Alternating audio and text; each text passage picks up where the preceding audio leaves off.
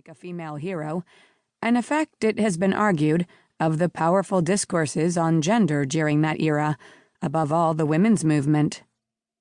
But a sketch is only a sketch. Fill this one out with the dimensions of affect, identification, pacing, and audience, and the picture gets kinkier. Yes, the final girl brings down the killer in the final moments, but consider how she spent a good hour of the film up to then, being chased and almost caught, hiding, running, falling, rising in pain and fleeing again, seeing her friends mangled and killed by weapon-wielding killers, and so on. Tortured survivor might be a better term than hero. Or, given the element of last-minute luck, she happens in her flailing on a cup of hot coffee or some other such item which she throws into her assailant's eyes, accidental survivor. Or, as I call her, victim hero, with an emphasis on victim. It's a great moment when she stops the killer, but to imagine that her and our experience of the film reduces to that last-minute reversal is truly to miss the point.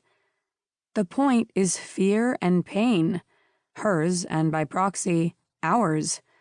As the critic Philip Brophy said of horror more generally, the pleasure of the text is in fact getting the shit scared out of you, and loving it in an exchange mediated by adrenaline.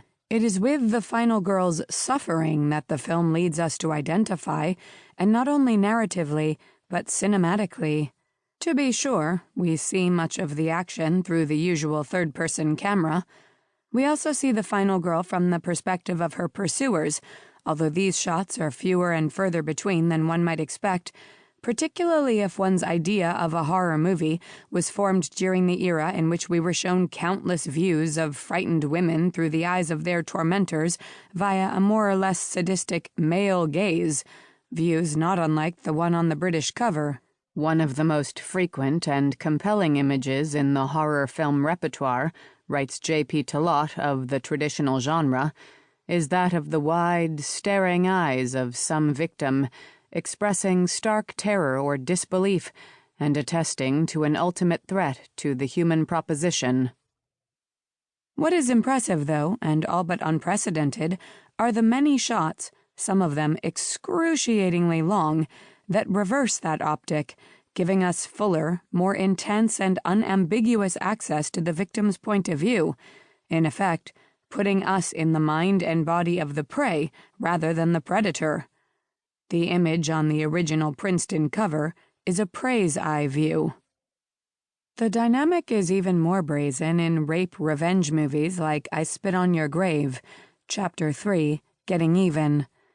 That film's main character, Jennifer, a city woman who has rented a summer house in the country in hopes of finishing a novel, gets raped and sodomized by a group of local young men.